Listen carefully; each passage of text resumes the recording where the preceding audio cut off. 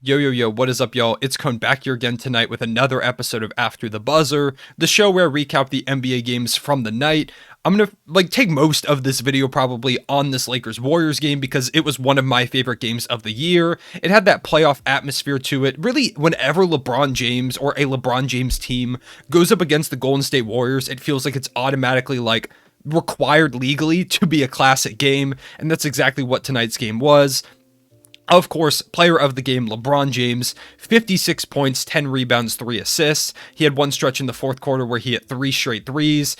He was doing everything for this team. It was one of those games where LeBron kind of enters, that picture of him in game 6, the one that everyone uses. It was like that kind of mode for LeBron James tonight. It felt like a big frustration game. The Lakers have lost by 30 plus points like their last 2 games. And so LeBron James kind of looked like he just came into this one. He said, all right, I'm going to make sure we win this game. And that's exactly what he did, doing typical LeBron James stuff. You also had Russell Westbrook, had a solid game with 20 points, 4 rebounds, 4 assists. You had a solid game from Malik Monk with 12, 6, and 5. Austin Reeves made some plays. Carmelo Anthony hit a dagger 3 at the end. Really, it was just an all-around pretty solid game for a Lakers team that desperately needed a win.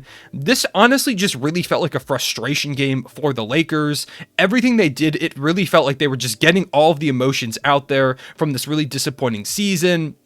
There was that report before the game that apparently the higher-ups in the Lakers organization want Frank Vogel to bench Russell Westbrook, and so he came out and had a pretty good game. This was just a win that the Lakers desperately needed. They needed something to cleanse the palate, just clear the slate and be like, all right, this is who we can be. Let's just try and emulate this for the rest of the season. I'm not saying they're going to do that or that this is some kind of momentum shift or anything like that. I just think it's a good win for a team that has been, to say they've been struggling is a little bit of an understatement in my opinion, the way that they've been playing. They needed this one bad. And so LeBron James coming out and taking over, kind of reminding everyone still that he is one of the best players in the league and what he's capable of on any given night. It was just a great win for the Los Angeles Lakers. Not sure what it does for them really going forward. Still a lot of issues with this team, but it's still a big win nonetheless. So shout to the Lakers, and of course, shout to LeBron James, who had a really good game. On the Warriors side of the ball, they're struggling. And once again, similar to the Lakers, to say that the Warriors are struggling, especially when you look at how they were earlier in the season, it's been an understatement. There was a portion of the year when I even tweeted out saying, right now, I don't know what team's going to beat these Warriors the way that they were playing. I think that was after a game where they played the Brooklyn Nets and they just dominated them thoroughly. Steph Curry looked like the MVP favorite, runaway favorite for a little bit at the beginning of the season. And the whole story was, oh, they're going to get Clay back. They're going to get Wiseman back. Who's going to beat this Warriors team? They're so deep. They've got all these different guys that can play in playoff rotations that have been there, done that before. And that portion of the season for them feels like it was 3 years ago at this point.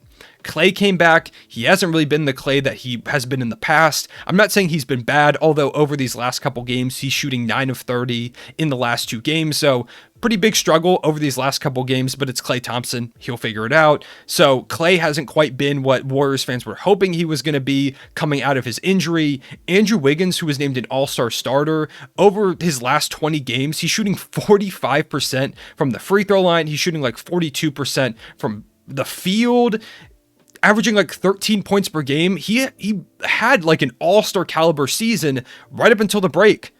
And then he's just kind of disappeared since then. And even before the break, after he got named an all-star, it feels like it's all been downhill from there for him. Steph Curry, of course, I made a video earlier in the season calling him the best player in the league. And since that video, he's completely fallen off a cliff. He's in what kind of has changed from a slump to just a bad season for him shooting wise. And it's very uncharacteristic of Steph Curry. Now, he still does have great games like tonight. He did have 30 points and he had a lot of really big moments. He was good. He was genuinely good tonight. But there have been so many nights like last night when they played the Dallas Mavericks, and Steph Curry really couldn't get anything going. For the first time in his career, he didn't shoot the ball once in the fourth quarter. It's just been a super weird season. Steve Kerr has had a lot of questionable rotation management issues where he has these weird rotations where Steph will go out and play he'll play for a couple minute stretch, and then he'll take them out, and the other team will start going on this huge run, and rather than put Steph Curry back in to stop the bleeding, he'll stick to his rotation. Like, he doesn't make a lot of adjustments.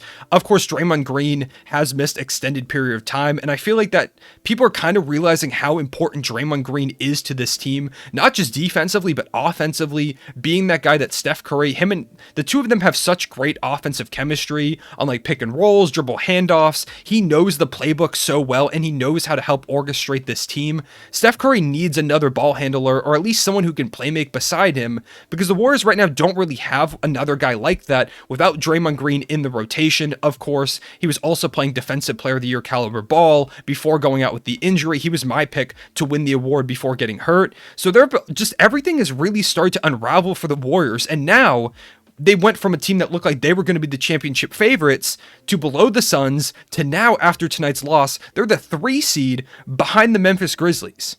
So right now they're slated to play the Nuggets round 1, who could be getting back Jamal Murray and Michael Porter Jr. It's reaching panic mode levels for the Warriors. And I know Steve Kerr said like we're not freaking out or anything like that, but this has been a really drastic decline. Something that I always say is that the really good teams should still be able to stay afloat without some of their best players.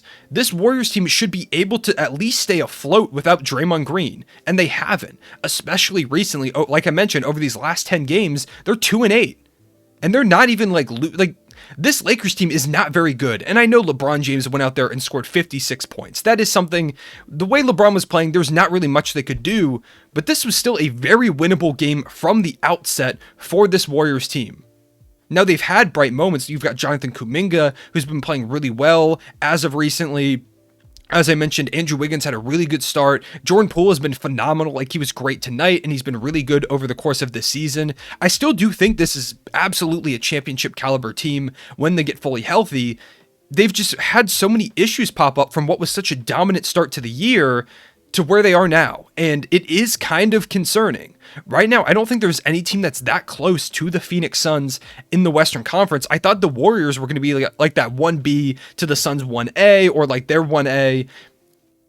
It hasn't happened. They've really fallen off a cliff. And I'm curious to know, if you are a Warriors fan, let me know what you think about what's going on. Do you think that when Draymond comes back, it'll all be fixed? Are you worried about Andrew Wiggins being unable to hit free throws? Because that's a big issue in big time moments. Like 45% isn't just bad. That's horrible for a guy who's a good 3-point shooter. It's very, very weird. Are you worried about Klay Thompson? Do you think Wiseman's going to play a big role? What do you think about Steve Kerr as a coach? I'm just so curious what Warriors fans are thinking right now. So if you are a Warriors fan, or even if you just have an opinion on any of that in general, please let me know in the comment section down below. I'm super curious to know.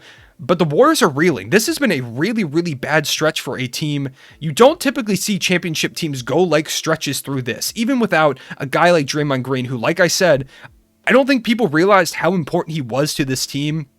I've always been someone who said that Draymond Green is way more integral to the Warriors' success than people really give him some credit for. And I think I'm glad that people are now kind of figuring that out, because it's super clear how important Draymond is to their success offensively and defensively. Of course, they miss him badly. And maybe when he comes back and they kind of get healthier, Steph Curry hopefully finds a rhythm at some point for the Warriors fans out there. Maybe things will be perfectly fine, and this stretch will kind of just be considered like, oh, that was like a weird blip with like the injuries and kind of just a weird scheduling thing, whatever. Who knows? But the Warriors have certainly taken a nosedive, and right now they just can't stop losing. So shout out to the Lakers, shout out to LeBron James for getting this win. The Warriors, they've got to figure it out. Moving on from there, we've got the Sacramento Kings, who played the Dallas Mavericks. Mavericks winning this game 114-113 without Luka Doncic. Spencer Dinwiddie completely fleeced to the Washington Wizards. He got that bag for them, was really, really mediocre for the Wizards, and then came into the Mavericks and has been completely balling. He had 36 points and 7 assists in this one, looking like the Spencer Dinwiddie that we saw in the Brooklyn Nets. And the Mavericks look super, super dangerous. The way that they've been playing, their shooters are knocking down shots. Spencer Dinwiddie has given them that ball handler that they've needed for a while. Jalen Brunson is having a great season. Josh Green has been solid. Bertans has even had his moments here and there. Like, the Mavericks have completely flipped the script from the beginning of the season, where it felt like they were super like back and forth. Luka's gotten healthy. He looks like an MVP candidate, even though he didn't play in this one.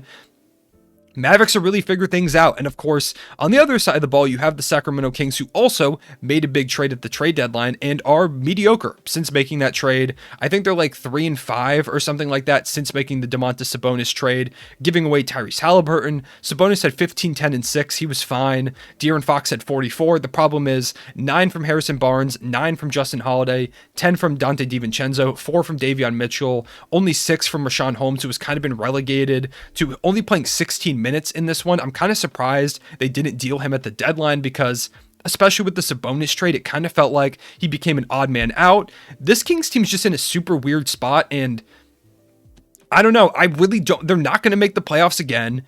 They're not going to have a good enough pick to, unless the lottery gods bless them, which they definitely could with the new lottery odds. They're not going to have like one of the top 5 picks. I'm not really sure what the Kings do from here. They're just such a mess. If you're a Kings fan, I'm sorry. Let me know how you feel about things in the comment section below. But De'Aaron Fox has been kind of figuring things out. There have been some fun moments with Sabonis, but like in a game like this one, it just felt like they couldn't stop shooting themselves in the foot. They had a 19-point lead against the Luka Doncic-less Mavericks. So, moving on from that, you had the Portland Trailblazers putting up 121 without a lot of guys against the Minnesota Timberwolves, losing by 14 points. The Timberwolves 135 to 121, Cat 36-15, 14-15 for D'Angelo Russell. No Anthony Edwards in this one. Malik Beasley got ejected for a headbutting motion towards, I believe it was Drew Eubanks.